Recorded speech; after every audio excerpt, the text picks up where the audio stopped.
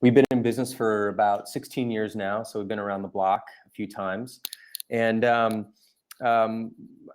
just give you a bit of background on the company. We have about 50 people in the company.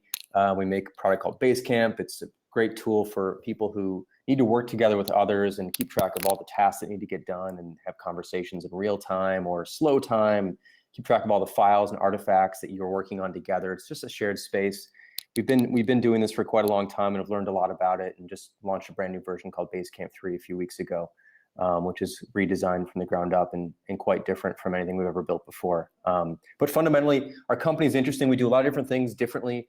We're remote all around the world, so we have about 50 people, and 35 of which live in about 30 different cities around the world. And we're big into sharing and speaking and speaking our mind and being honest and clear with people. So I'm very excited to answer any questions, no matter what the topic is, on this chat here. Oh, that's wonderful. So before we dive into questions that people have submitted, Product Hunt is also remote, but we're smaller and younger in terms of the company's history. So tell us about remote in 30 different cities and creating a culture where people talk freely and openly like that. Yeah, so it's really important to us that we hire the best people in the world. And the best people in the world are probably not within 20 miles of your office, right? The world's a very big place and there's wonderful people everywhere. So for us, it's about hiring the best, and then also not forcing people to move. So a big part of remote, I think, is about respecting both sides. So it's about saying, hey, you choose to live wherever you want, which will make your life, you're happy with your life and your family or whatever. You can still work for us. It doesn't matter if you move during your time you're working for us or wherever you live. We've got some people who live on rural farms. We've got some people who live in this one woman who works for us. She's in an Airstream trailer and she's traveling around the country with her family. And I love that we can have a place where people can do that. So the challenge, of course, is communicating and keeping everyone in the loop when they need to be, and seeing people on a regular basis. So we fly everybody into Chicago twice a year for a week-long meetup. One in the spring, one in the fall, just so everyone can kind of hang out in person, see each other's faces, especially great for new employees. And then throughout the year, we have regular hangouts, either using Hangouts or Skype.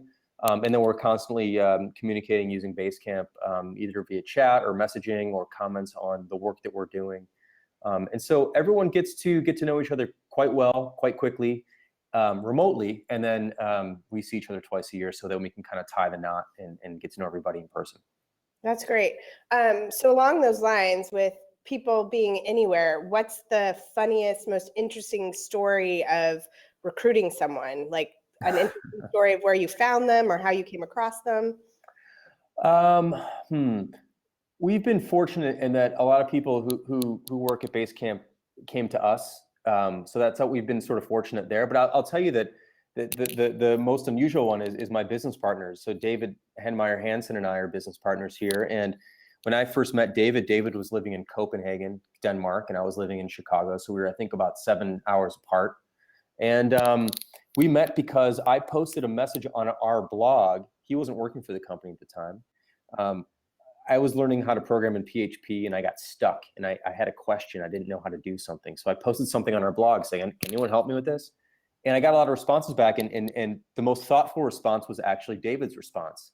He was very helpful and helped me figure out the problem. And then we kept talking back and forth, and he kept responding to my emails. Usually I always feel like you ask for help and then you ask for help again and you're just ending up pestering someone, they're just gonna blow you off. But he kept responding, and we kind of struck a chord and kind of kept in touch. And it turned out, so he wasn't applying for a job and I wasn't hiring. We just met because I had a problem and he was being helpful. And then it turned out that I had this gig coming up that I needed a programmer for. And I said, hey, do you want to do this work? And he goes, yeah, I'll do this work. And so he did that work, and I liked the work, and we liked working together. And eventually I hired him for more hours. Eventually he's the guy who built the back end for Basecamp in 2004. And then he became an employee. He was still a contractor for the most part when he was building Basecamp. Then he became an employee, and then he became a partner in the business as well. So it just sort of happened naturally, and I think it's actually the most unusual way to hire someone is not to hire someone and then end up knowing you have to hire them. Very cool. Very cool. All right, so I'm going to take a question here from someone who wrote one in. So Can you see that question? Yep, from Irana. Yeah. Yep, so do you want me to read it out loud? Kind of go there. So what books, ideas, people have shaped your product design views the most? I'm a huge fan of Basecamp, thank you, by the way, and the unique UX decisions you've made over the years. Any advice for, hang on, let me hit show more. Any advice for looking to get better at building remarkable web products? You know, it's funny, there's a book, the first book I read on sort of interface design is a book that's been out of print for years, and it's really, really dated at this point. It's called Designing Visual Interfaces. And the examples in the book are really old. They're like Mac OS 7 and stuff like that. And they're black and white. But the ideas in that book, I think, are absolutely thoroughly current and will be forever, because it doesn't matter what era you're in, you're always designing for people, and people are, for the most part, the same. People don't want to feel stupid. They don't want to be confused. They don't want to feel like they don't know what they're doing. You know, they want to feel important, like they want to feel good. And these are fundamental things. In this book, it really talks about designing for people, and it doesn't even matter that the examples are really old. So that's a great book that I would recommend. In general, though, I will say that I tend not to look at my own industry for inspiration. I think that's actually the wrong place to look. When you look at your own industry for inspiration, you end up following and copying others. And if you look around at the products that exist, no matter what area they're in, you see a lot of products that look about the same. A lot of things look the same in our industry. And one of the reasons why is because everyone's trying to follow each other and copy each other. I'd much prefer to look at architecture for inspiration, or art for inspiration, or gardening for inspiration, or cabinet makers, or furniture makers, or car designers, or watch designers. I'd love to look at those kind of people for inspiration, because their ideas have probably not filtered into my industry yet. And so I can bring some new inspiration from what they're doing in a different field, and be inspired in a different way than going, oh, what is XYZ company doing who's competing with us? We should look more like them, or, oh, should we be more like them? I just don't feel like that's ever a really good way forward. Absolutely. Thank you for that. Along those lines, we have another question here from Phil Wren. Can you see that on your as well? Yep. Great. So, hey, Jason, thanks for chatting with us. You're welcome. Thanks for being here. My question is, what do you think of the product differentiation between all kinds of task apps like yours, Asana, Trello? Do you believe, do you believe there's one best way to organize projects and tasks?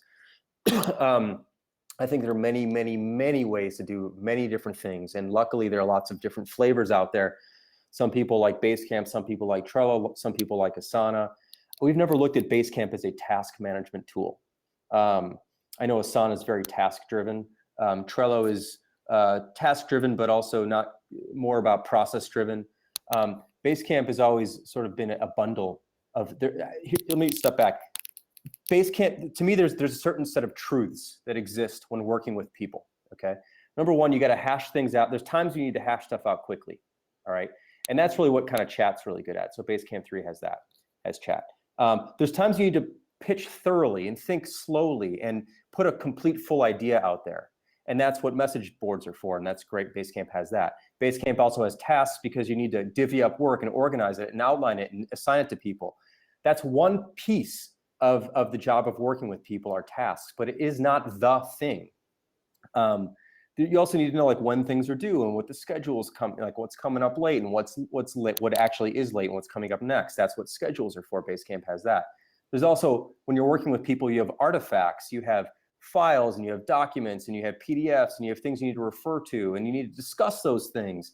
Basecamp has that. So Basecamp is a very comprehensive, well-rounded bundle of tools that address all the truths of collaborating with other people. It's not a specific thin slice of the pie. And that's not to say that thin slices of the pie are bad, because a lot of people will put together many different slices and make their own pie.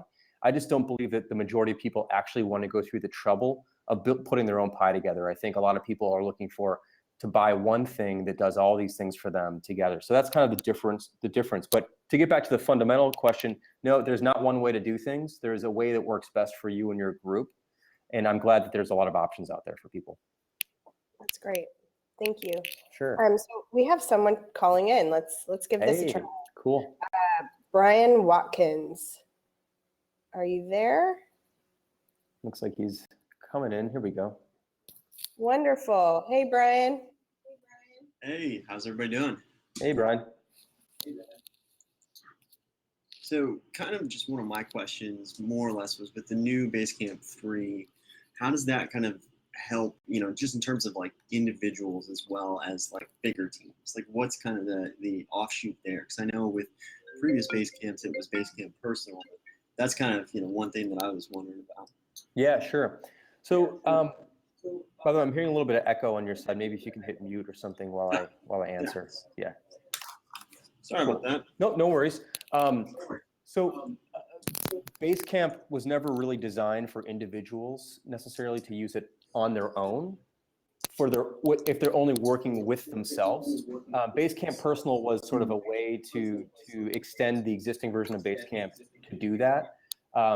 But what we've worked on with Basecamp 3 is something we've seen a lot of is that there's often a project manager, someone who's running a project, and it's always difficult to get other people to use tools with you. So like getting adoption is always difficult no matter what the tool.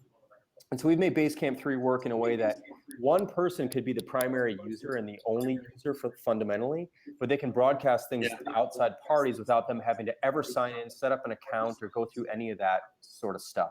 So that's a big difference in Basecamp 3.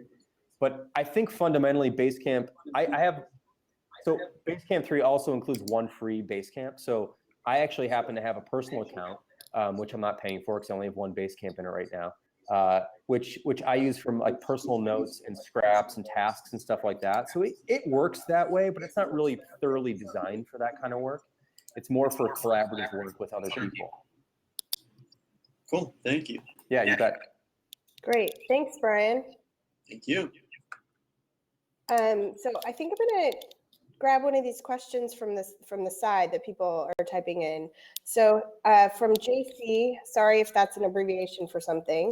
He says, "Hey Jason, love your books. I'm wondering if your feelings regarding remote workers have evolved in the last few years, kind of building on from what we were talking about before." I'm more and more convinced that remote is the right choice. For so many different reasons, but fundamentally, it's just about respecting individuals. I have a real problem with when people have to uproot their lives to go to work. So, for example, if you want to go work at a company and they require you to be there, you may have to move. Now, you may want to move, but let's say you do want to move and you move to this place, but then something else changes in your life and you want to move somewhere else. There's a good chance you have to lose your job and they have to lose you. And that feels like a really bad choice if someone's great and if someone's just personal life happens to change. So part of remote is not just only about hiring people who work remotely currently. It's about letting people live wherever they want in the world and move and be flexible in their lives outside of work. We're a company that really believes thoroughly in everything outside of work. A lot of companies, they make the offices super cush. They have private chefs. They want you to sleep at work. I think that is just perverse and horrible. I think you should want people to go home and live and be full individuals. And I think part of that is also letting people decide where they want to live and spend their time in their lives and not say during their working life, they have to live in this particular city because that happens to be where their paycheck comes from. So I'm just a thorough believer in it. There are certainly challenges and not everyone's fit for it. And we have to do a better job as a company sometimes of helping people integrate who are new to remote working. We're so used to it that we think everyone gets it, but people sometimes don't quite know how to work remotely if they've never done it before. So I do think it's important to help people get acclimated by having some good in-person time ahead of time. So like if you hire someone, see if they can come to your office for at least 2 weeks. So if you do have a central office somewhere, or if you don't have a central office, are there anyone else in the city where they live that works at your company? Can they hang out with that person a bit more just to kind of get used to that? And then also kind of assign someone a buddy who they're not directly working with every day, so they can check in with them if they have any questions about how the company works and that kind of stuff. I think those have been really good lessons that we've learned. So I do recommend that. But in general, I'm all for remote. We just hired a COO. So it's funny, the three C-level executives at Basecamp, are all remote. I live in Chicago. David, my business partner, spends half his time in Spain and half his time in Malibu. And then Mercedes, who we just hired as their COO, she lives in Northern California. So the leaders of the company don't even work together. And I feel like if that can work, anything can work. So I'm a big fan of remote working. That's great. Well, we have another person who wants to speak up. So Mitch Jackson. Hey, I know Mitch. Oh, great. I wondered, he mentioned something about watches in the feed earlier. Okay. About what? No, Watches. listen. Oh, yes, absolutely. Well, I like Jason's Instagrams of his favorite watches. That's always cool. And cars, too. All right, here's my, hey, Jason, it's good to see you. Thanks, Corley, for bringing me on. My daughter's graduating from UCLA. She's getting into a profession where it's hardcore, long-term billable hours. Very few of the large companies that will be hiring follow the rework Basecamp philosophy to doing business. I asked her to come in with me. Dad, I want to do things my own way, right? Okay, she'll come around in a couple of years. But having said that, any thoughts for new employees, it happens to be in the legal industry, approaching somebody in your position in the company and saying, listen, there's another way to run this company. There's another way to design and build the lives of employees, mid-level and high-level executives. How would you like someone to approach you to try to turn a traditional law firm type of environment into something a little bit more palatable and doable, such as what you suggest in rework? You know, it's a really good question. I don't always have a great answer to this because it so depends, and which is a terrible answer. But in general, I think the best way to make some progress on fundamental change that's sort of diametrically opposed to how a particular company works is to take it in very small steps initially. So, for example, people ask me about, and this might apply to your daughter in a different way, but people ask me like, I want to work from home a few days. They don't ask me, but they'll say like, at my company, I want to work from home a few days a week, but I want to work remotely, but my company makes me come to the office every day. And I say, okay, maybe you can why don't you draw up a proposal that says, let me stay home. Let me take Thursday afternoon off once a month. Like, let me show you that I'm capable of working at home for 5 hours or 4 hours a month. And let me just show you that that's okay. And then hopefully they prove that that's okay, that work gets done, there's not absentee and the whole like. And then once you have that stepping stone, once you've gone over that, you can go, now let me try and take one full day off a month and show that everything's going to be okay. And you just kind of keep showing these small victories. And at a certain point, then you begin to have some leverage. The problem is when you try to go to somebody with a big suggestion of change and you have no leverage, it's extremely difficult. You can't apply a lever. I mean, basically you can't move the big rock, right? Yeah. So build up your leverage, build up your lever by stringing together a bunch of small victories that are reasonable enough that you could probably get someone to agree to those. And then show that you're responsible and that things don't go wrong and the company doesn't fall apart if you're out of the office 1 day a week, and maybe you get 2 days a week then, or something like that. And then you string these wins together, and I think then you build up trust and leverage, and then I think you can make more progress. So I'd work on constructing a lever, and this is actually something I should write about more. But construct a lever, because you don't have one. When you start, you don't have a lever. You've got nothing. You don't have anything, do you? Nothing. Yeah. Nothing. So build a lever, build trust, and then you have some leverage and some strength and some strength you can apply to a problem and I think move people that way. Sounds great. I appreciate the advice. Thanks, Jason. It's good to see you. Good to see you. You. Take care. Bye. Later. All right. So I'm going to bring in another question here. Can you see that on your end? Yep. Hey, Jason, how will you spend your time if you've got 1 hour to solve a user problem/need? If I have an hour, let's say I understand the problem thoroughly. Let's just assume for a moment that I've done the research, whatever. I understand the problem thoroughly. What would I do if I had an hour? I would take out a big pad of paper like this, and actually here, I'll show you what I would do. I would just get messy, and I sketch really messily. Which is not a word, but like this is my notebook. I just sketch and sketch and sketch with big fat Sharpie markers, and I make messes. but I get ideas out of my head this way. And the reason I'm going to just reach over here for a second. The reason I use Sharpie markers like this with big, fat, thick tips is because I don't want to go down the rabbit hole of details when I'm getting ideas out of my head and trying to solve a problem. So I always think in terms of, once I understand the problem, I think in terms of the user experience and the flows and the design, and like, how can I make this thing possible that someone wants to make progress on.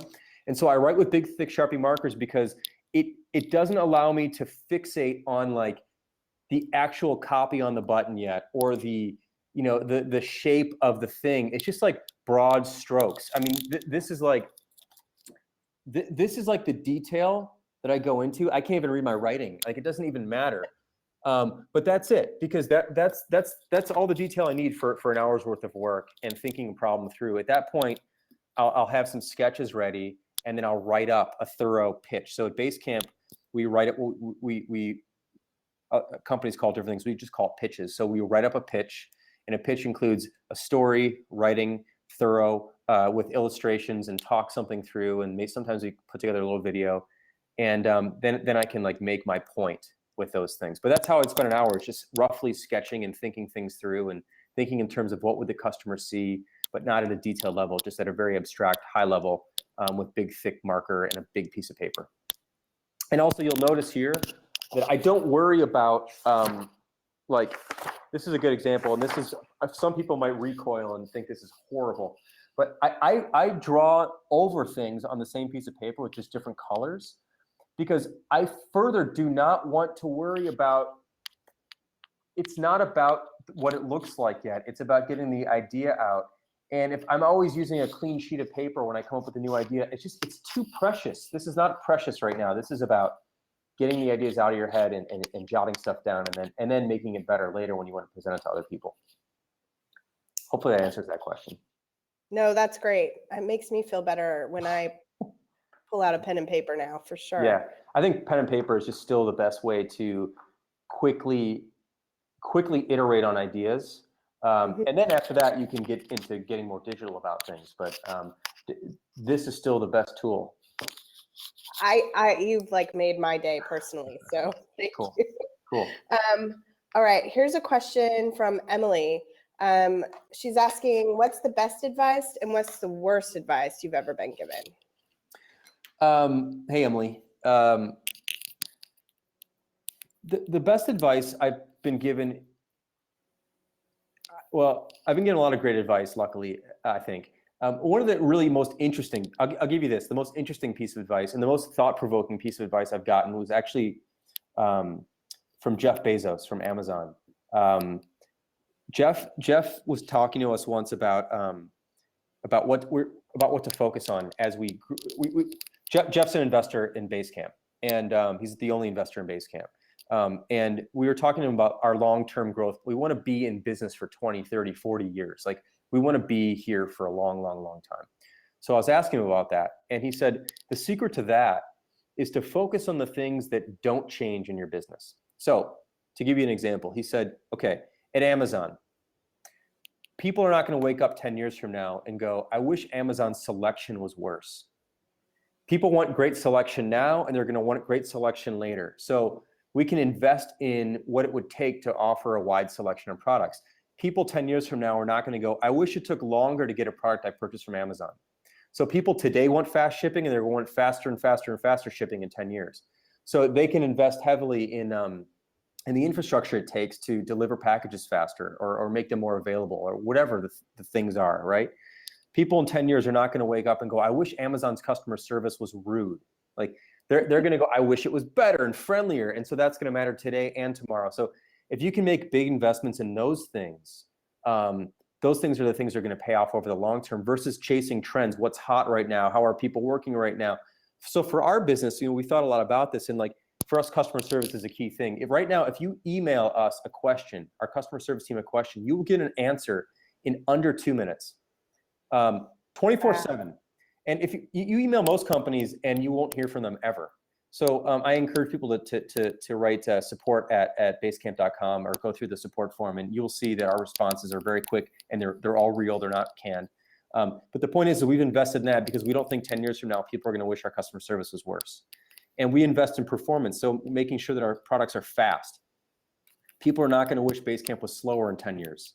And they're not going to wish Basecamp was harder to use in 10 years. So we focus on usability and simplicity and clarity at the expense sometimes of making things very, very difficult and very, very powerful and power usery.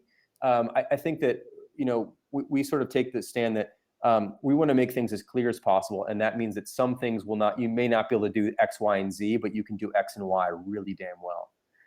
And so that's some of the best advice. Some of the worst advice I've gotten is actually, I haven't gotten it directly, but I've heard it at conferences. And it's people who tell you that the hustle is everything, that you shouldn't sleep, that you should bust your ass until you figured it out. And I just think that that's generally bad advice. There are some people who can do that, okay? And if that's your thing, then that's great. But what I think is dangerous is that when you're telling, okay, people are creatures of habit. Human beings are creatures of habit. And the things we do over and over and over are the things we tend to continue to do. And so if you're in your early 20s, for example, and you think you have to put in 80, 90, 100 hours a week, and you've got to hustle until you're bleeding out of your eyes, you're going to think that is the only way to do things. And when you turn 30 and when you turn 40, and your career probably ought to last a little bit longer than that, unless you become a billionaire, which most people do not. So you're going to have to work a long period of your life. You need to make sure that you cannot sustain that kind of behavior in your 40s and 50s perhaps. And even if you have a family, even younger, whatever it might be, it's very hard to sustain that. It's not very healthy. Some people can pull it off. A lot of people cannot. And I feel like it's important for people to understand that sleep is extremely important for your brain, for your creativity, for your energy, for your patience, for working with other people. If you're tired, you're short with other people. And then it's difficult to work with other people, and you treat other people poorly in many cases. So I think sleep is for your benefit and for others. So I think when I hear at conferences people saying, don't sleep, I think that's like the most dangerous, toxic advice you can give anyone. So I'm a big fan of sleep and want to encourage you to sleep. Anyway, that's a long answer. No, it was great. Just hearing your answers to a couple different questions, you clearly balance sounds like it's something that's very important to you, and that I would assume from this conversation that you're very thoughtful about how and where you spend your time. Have you always been that way, or has it been something as through your life that you've adapted? I think that I've sort of grown into this philosophy a bit after having lived some of the stuff I didn't like. Like I remember some of this stuff comes back from when I got my first job at 13 and 14 and jobs I'd had when I was growing up, about seeing how certain managers treat certain people. So there was this one job I had. I worked at Sport Mart, which is, I don't know if they're still around, but it might be called Sports Authority now or whatever, sporting goods store. And I would sell shoes. And I saw people there. I had a manager who just constantly looked over my shoulder and was constantly bugging me and was constantly watching me. And I felt like she didn't trust me, or I felt like she didn't believe in me, or I don't even know. I don't remember what the feeling was. All I know is I don't like feeling like this. I don't like this job. I don't like going to this place anymore. And at the time, I didn't ever think I'd be starting my own business necessarily. So I didn't know, but I took that lesson to heart. And so when I have my own business now, I make sure that I don't pester people, that I don't bug people, that I don't look over their shoulders, that I don't make them feel like they're not trusted. I like to give people their space and their autonomy so they can do the best work of their lives. Like that should be the environment we should be creating, is an environment where people can do the best work of their lives. And that's not going to come from me pestering them. So there's that lesson. So that happened early on, but then there's other things where I would just flat out be tired. I'd work too hard. I wouldn't be creative. I wouldn't have any energy. And I just realized that that's just forget the job, forget the work. We're human beings first, and we're biological, we're physiological. Your body needs to sleep. Your mind needs to sleep. Sleep is actually the best thing for you. It's the best thing for you creatively. If you don't sleep, you will die faster than if you don't eat. Like that says something. And so if you don't sleep for like 3 or 4 days in a row, you'll actually go insane. Like your body needs this. And so I feel like realizing that and reading a little bit about that and having some experiences with that where I was just exhausted taught me that like there are very, very, very, very, very, very few things that absolutely need to be done that night that can't be done the next morning. There are emergencies and there are things that, you know, you need to deal with, like servers down, right? That kind of stuff, right? Other than that, very few things cannot wait till the next morning. So if it's 8 o'clock or 9 o'clock or 10 o'clock or 11 o'clock and you're busting your ass on something to get it done that night, just don't. Go to sleep, finish it in the morning, things will be fine. So it's just a bunch of life experiences that have sort of taught me that. That's great. Yep. Fantastic. Okay, shifting gears a little bit from Theo Harris. I'm sure I've said that incorrectly. Hey, Jason, when it comes to storytelling, what have you found to be the best elements of telling this story? Well, the stories I'm always moved by personally are very authentic stories of personally of someone. Let's see, I'm trying to figure out how to sort of word this. I like clear stories. I like stories with an arc, stories that aren't sort of preaching stories, but stories that are about sharing an experience. Like to me, that's a great kind of storytelling. Some people tell stories to try and make you do something versus telling you a story to share something that they've learned. Like I prefer people who are trying to share and teach in a way that's not about telling you what to do, but about like showing you what's possible or giving you an experience or sharing an experience with you that they had in their lives. Like those are the memorable stories for me. I think once a story flips over into marketing at some level, like I get turned off very quickly by that because it feels like the incentives are no longer aligned. It's not someone being excited to share something with you. It's about someone trying to make you do something. But I'm also like, I like people, this is more of a personal thing. I like stories about people overcoming difficult challenges, and like those have always moved me. Maybe I'm a little sappy around that, but like I like that kind of stuff. But I do think that stories, people are built to be moved by stories. Storytelling is how humans have communicated forever.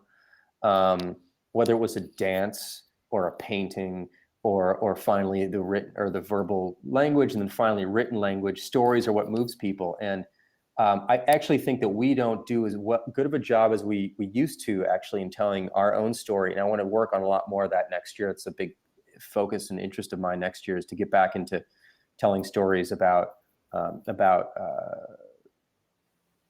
what we believe in and why we believe in it. And I think people resonate with stories versus resonating with like marketing copy, that sort of thing. So. Absolutely. Along those lines, what are a few of your favorite books that have really shaped you, not just professionally, but just as a person? I like, it doesn't even matter the topic so much. I love when I want it, and I don't have a highlighter, but when I feel like, oh, I want to highlight that line. I love great lines. Yeah.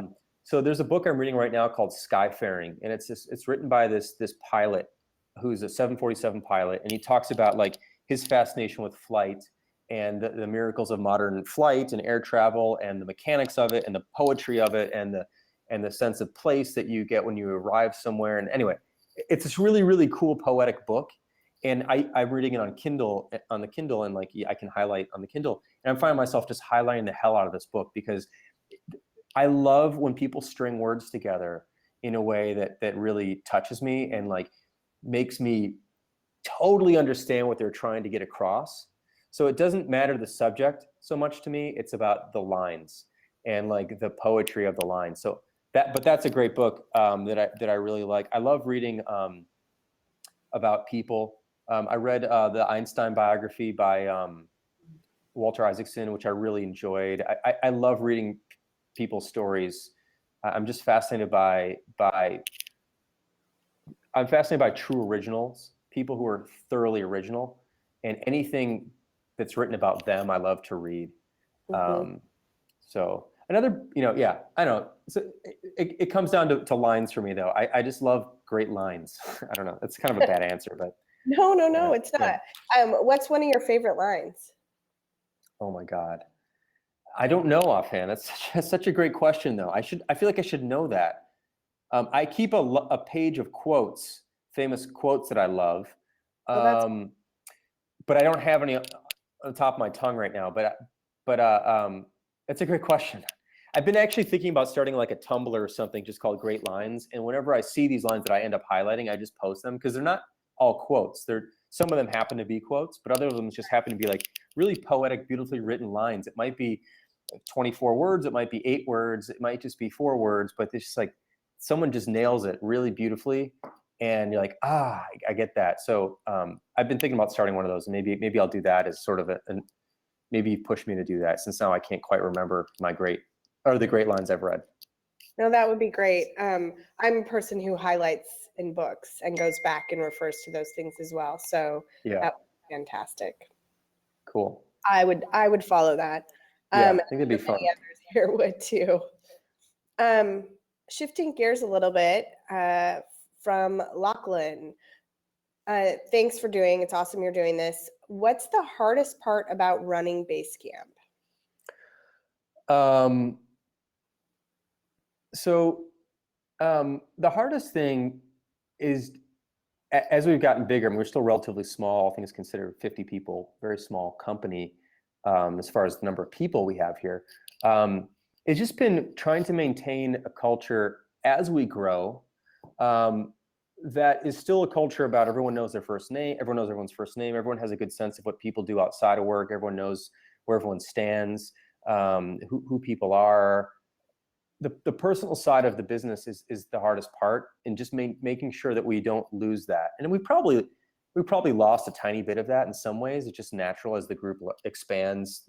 It's a little bit less personal, but trying to figure out ways to do that. That's one thing. The other thing that's just increasingly challenging is, it used to be that everybody in the company was just in the loop about everything, because it just naturally they were, because we had like 8 people. So Right. at a certain point, it becomes interesting to make decisions about when something is for everyone's consumption, when something is just for a small portion of the company's consumption. Not that you're trying to hide anything from anybody, but just that it's not necessary to bring everybody into every conversation. And then this is more of a human thing, and then figuring out how to make those decisions, and then how to explain those decisions when someone else hears about something I didn't hear about, like, why wasn't I part of this? And it's not like it wasn't important enough for you, or you weren't important enough for it. It was just like, we can't have 50 people involved in every particular conversation. It just doesn't work. And so like, that's a new challenge that I struggle with. And people are usually very understanding about it, but it's still something that's on my mind every time we want to communicate with the company. So there's things like that. Also, I think one of the other challenges is keeping people focused and on topic when they're discussing something. The more people you have, the more tendency there is for people to pile onto something and throw in their 2 cents, which I like. And I like theoretically in every way. I like people contributing in that way. But sometimes things that should be a 3-minute discussion end up being an hour-long discussion that involved 12 people, and it shouldn't have. So like, that's another little challenge. But I feel really good about those kind of challenges. Those are really nice, fun challenges to deal with, versus like trying to figure out how to pay payroll or something like that. Well, we've been fortunate that we haven't had those kind of challenges. So I feel very blessed about that. Absolutely. Another one related to Basecamp. This is from Drew DePriest. Hi, Jason. Change management question for you. How did you manage the transition from 37 signals to Basecamp internally and externally, and did it go to plan?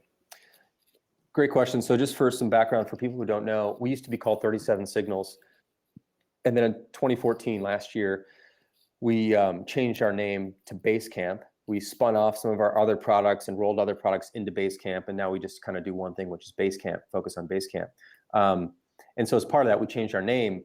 And so we had to sort of transition publicly and let people know that we did that and that we're still the same people. It's just now we're called this instead. And then internally to sort of communicate why we did that. Those are two very different challenges. I think ultimately went actually smoother than I expected. That said, time will tell, right? We've only been at it for a year-ish now. And so it's all about like, how do the next 5 years look? What does it look like looking back 10 years from now? Was that a good idea or not? So I think some questions or some things you just can't evaluate. You can attempt to evaluate them in the short term very tactically. Like, did we communicate the core things? Were people not confused about what we did? Were some of those things clear? But whether or not it worked, I believe it's working. But whether or not it actually worked is really up to the market to decide. And that's something we have to look back on down the road.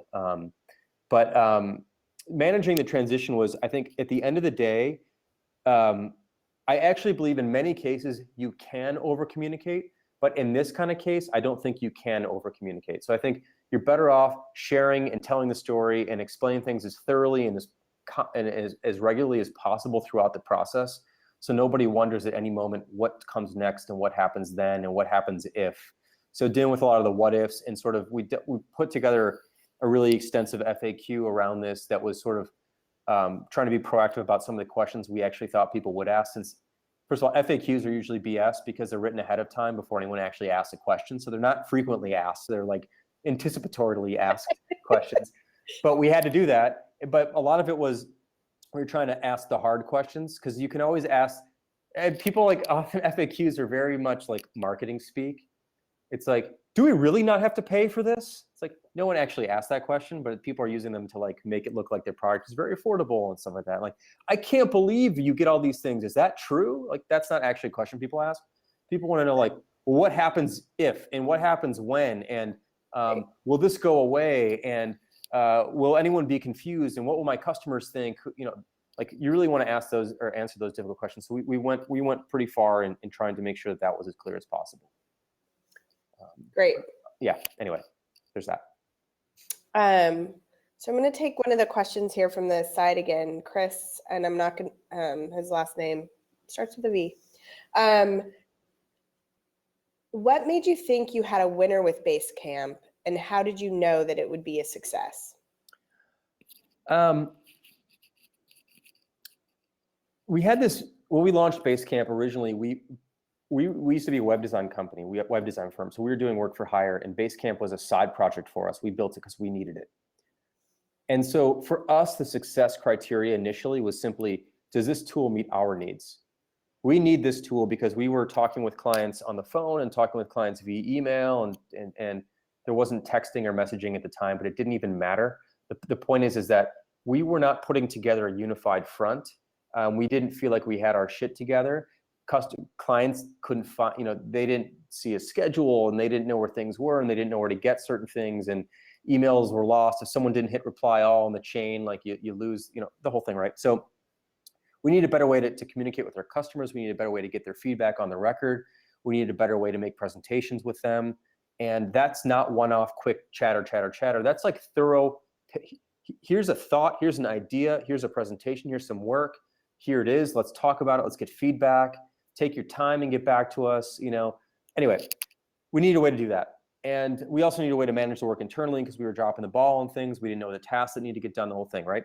So initially it was success for us. But then when we decided to make this a product and put it out on the market, we had this vision internally that if we could get to $5,000, by the way, let me step back. This was 2004. Software as a service was basically not a thing. There was maybe a small handful of people doing this. So we had this idea that, hey, let's make a subscription service. And if we could generate $5,000 a month on it after the first year, so by 12 months down the road, we'd finally have $5,000 a month, then we'd be onto something. That'd be $60,000 a year, which would be a nice little client project. We could do it on the side and we can keep doing our client work. It turned out that we were doing $5,000 a month in about, I think it was like 6 weeks in. We were basically 11 months ahead of schedule on that. And then we knew at that moment that we'd hit a chord and struck a nerve, and that there was something here. We didn't drop everything else though, because we didn't know, maybe it's a fluke, who knows, right? But at some point we realized that we were actually doing more, it took about a year, year and a half. We were doing more money, generating more revenue through Basecamp than we were through our client services redesign work. So we stopped doing the website design and focused exclusively on Basecamp. So only at that point did we finally decide that this was that we had something legit here. We didn't get ahead of ourselves. We were excited, but who knew if this would last? Maybe those first 500 customers were like, maybe the market was only 800 customers, and we happened to get the first 500 really quickly, but the next 300 would take a long time, and then we'd be capped out. We just didn't know. So we just let it naturally happen, where Basecamp became the bigger part of our business, and then it was clearly a success for us. And then how did you transition the company? I mean, if you had hired people to do, for instance, client work, and now you're doing product work, Yeah. What was that transition like? Well, we were basically doing product work for other people. So it's the same skills, right? People would hire us to redesign their website or redesign their app, or not app, well, web app, or mostly back then it was intranets, because there weren't like public facing web apps, but there was like intranet. So we were already doing the same kind of work. We were just happened to be doing it for other people. So it was a natural transition to point that inward, just do it for ourselves. And so it wasn't really a different skill set at all. It was web designers and programmers. Instead of doing it for others, we did it for ourselves. And so we didn't have account managers or a marketing or sales team or anything like that. So we didn't have to transition them. It was just, first of all, it was 4 of us initially, and then it was 5 of us. And so there wasn't much of a transition anyway. It's not like we had a company of 40 that we had to figure out how to convert over. It was literally, when we launched Basecamp in 2004, it was me, David, Matt, and Ryan. I think 4 people, if that's correct, 4. And so it wasn't that big of a deal to transition. Yeah, no.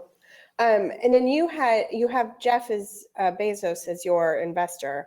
At what point did you decide to seek funding? And then tell us a little bit about that part of the story. Yeah, and just to be very clear, Jeff, so we've never taken any venture capital money or anything like that. Jeff bought a small piece of the company from David and I. So the money that Jeff paid went to David and I. So it didn't go to the business.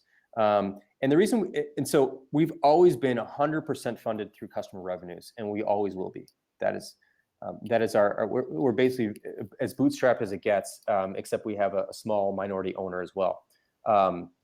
The reason we did this in 2006, and we'd been approached by, it must have been close to 100 different VC firms and private equity firms and angel investors and other private investors at the time. And we just didn't need their money, didn't want their money. It wasn't interesting to us. We didn't need it. We had a great thriving business that didn't want other people's money. I didn't want the costs that come along with getting money, which is not something people talk about a lot. People think money cost? No, like they're giving you money. There's actually huge costs. And one of the costs is culture.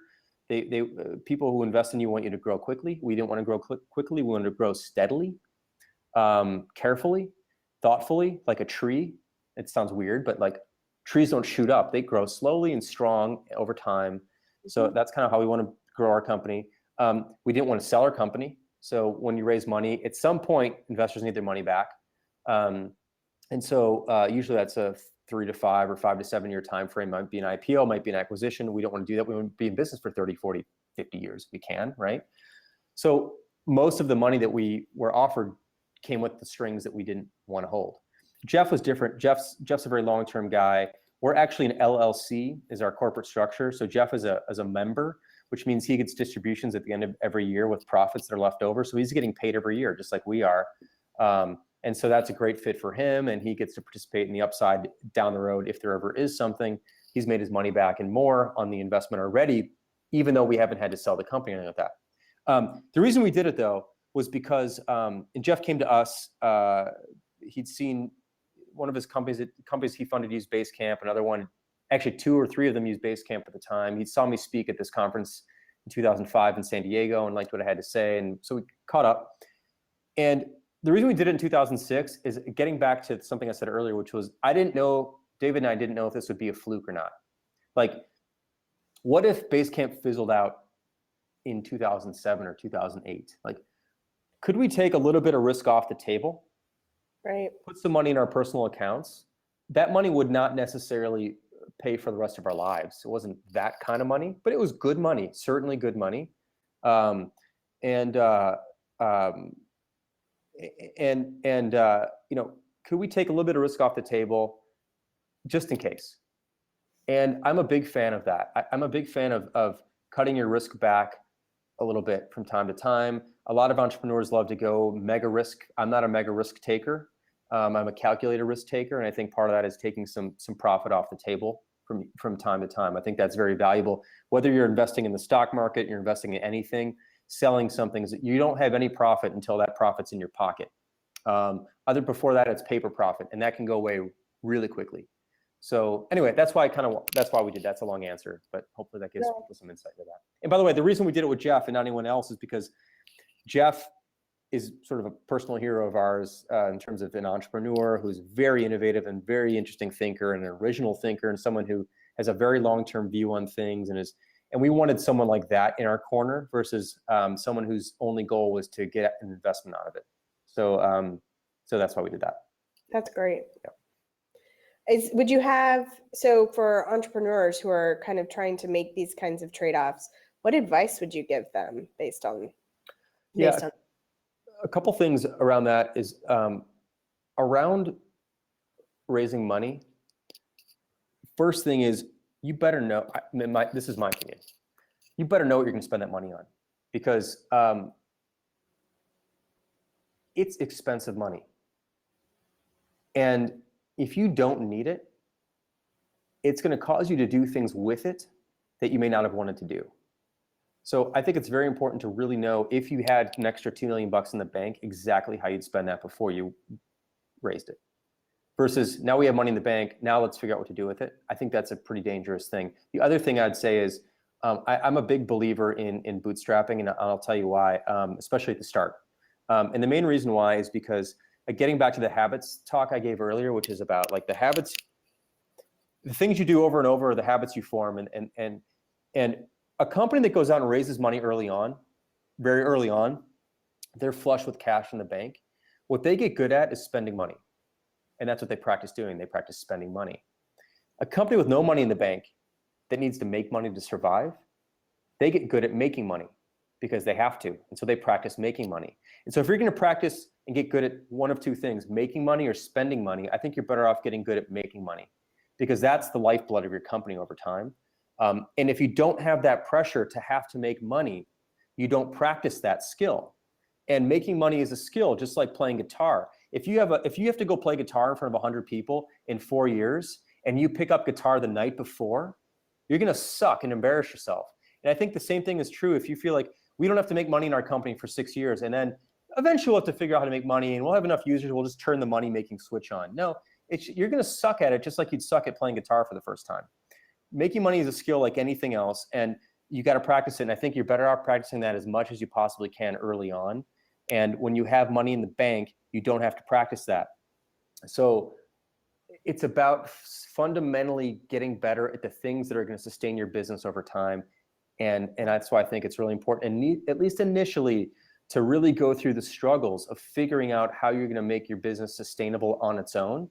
And then maybe if you have something, then if you want to, accelerate it perhaps or get some outside help, then I think that you also have more leverage at that moment. Like you have leverage. Again, I talked about earlier, making a financial deal with somebody when you have no leverage, you're going to get a bad deal.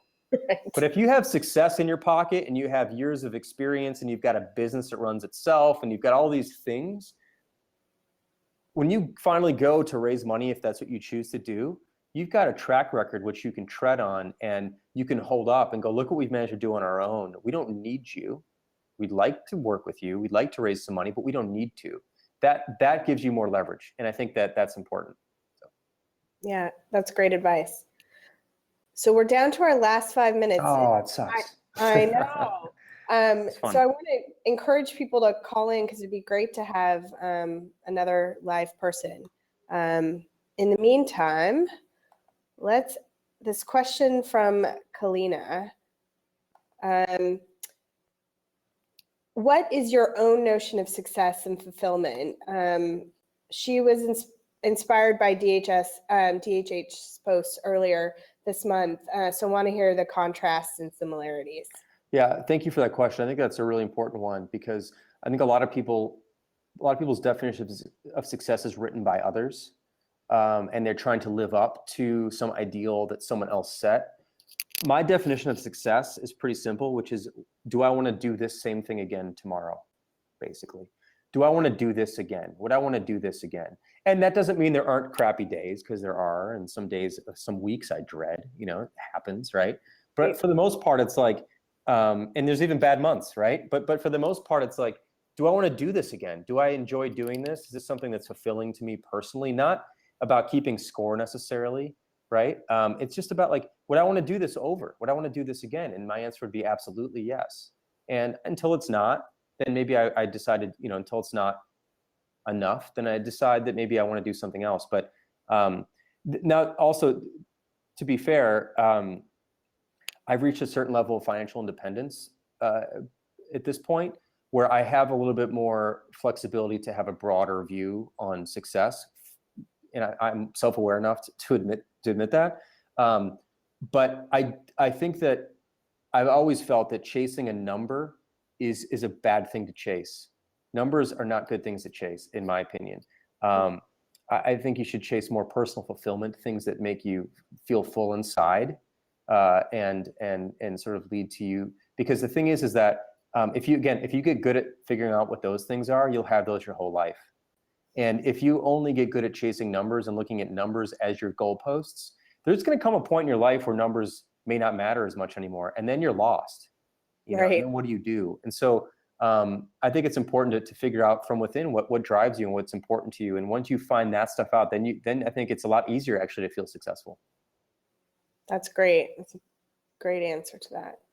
And by the way, David's post, I think you're referring to this post called "The Day I Became a Millionaire" or something like that. If that's the post, it's a great that, or Reconsider. I'm not sure which posts. If you guys go on Google or Medium, actually these are both on Medium, and you search for Reconsider, or you search for like "The Day I Became a Millionaire." These are the two posts that David wrote, which are in the same line of thinking, and they're wonderful reads. I encourage you guys to check them out. That's great. Absolutely. So I think this will probably be our last question. So I think this is from Mike. What's the one thing you've done, I'm going to add personally or professionally, that scared you most? How did it turn out, and what'd you learn? So I'll talk personally about this. Deciding to have a child freaked the hell out of me. So I was pretty nervous about having kids. So I got married a few years ago. My wife and I had a kid about 15 months ago, and I was scared, primarily because I'm selfish about my time and my freedom and my ability to do whatever I want whenever I want to do it. And I knew that I'd have to give a good portion of that up, at least for a while. And that made me really nervous. But it is absolutely the best thing I've ever done. Like, no question about it, flat out. And so it's cool to go into something being that sort of going in with a selfish reason, based on the things you've had before and the things you've come to sort of think is your life, and then sort of do something completely that pushes that out of the way and see how you deal. And it's been really wonderful. So that has been the most, that actually scared me the most. And now, like, looking back on it, I realized that it was silly to be scared, but I didn't know that at the time. And now it's just a wonderful thing. So if anyone out there is on the fence about having kids, because I was, for me, it's been wonderful. And I would encourage people to go down that road. It's very fulfilling. Well, that is such a lovely way to wrap up this conversation. It's been delightful. I think I speak for everyone when I say thank you for your time and for your candor. It's been great. Well, this has been super fun. I love doing these sorts of things. I love following you guys and seeing what you guys are up to. You guys have built quite a thing over there at Product Hunt. So thanks for allowing me to be part of this.